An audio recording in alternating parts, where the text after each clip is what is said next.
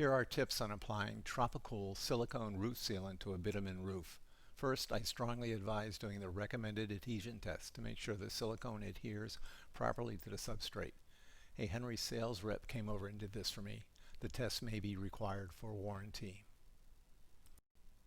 The initial prep was to sweep up loose granules and wash and rinse the roof surface to remove any accumulated pollen and dirt. Be careful of using TSP as a cleaner. Test it. It might dissolve much of the tar compounds. The final prep was using a blower to dislodge any remaining loose granules. Also get nitrile gloves and heavier gloves to carry the pails. Cover shoes or this will happen. Wear tall socks and pants. If too hot for pants, apply sunblock on legs. Rollers will splatter silicone onto your shins. We use 9-inch rollers. I can't imagine how 18-inch rollers would spread Tropi-Cool. Naps from 1.25 to 3/4 work, but they will mat down, especially on the ends. I used Home Depot's best shedless knit rollers among others. Be sure to get a strong roller head and pole.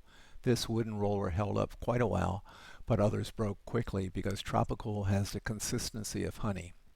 We had to push so hard on the roller to spread the silicone that the roller eventually started sliding off. I installed a screw and washer to prevent this aggravation. Use a paddle mixer to stir the silicone well. If the pails are fresh off a pallet, little mixing is required. More is needed if they sat for days or weeks. Use a small container to ladle the silicone from the pail into the pitcher. That worked well. The container could then be left in the pail or on its cover. We worked on 2.5 by 20 foot areas, the width of the rolled bitumen. We poured 3 quarts into a 4-quart drink pitcher and then poured out 3 even horizontal lines with more silicone at the top. A spreader helped distribute the silicone. At 85 to 90 degrees in high humidity, the silicone dries very quickly. Even on this small area, a friend and I had to work quickly. We start at the top and work down. It's slightly easier to pull downward. We also tried 2 thick lines, then squeegee in the center of each line and spread it up and down. In the background, you can see the rollers used to finish spreading the silicone over the area. You need to push really hard on the roller to spread the silicone and get it into the bitumen surface. Hanging a grid in the 5-gallon pail helps when applying the silicone with just a roller.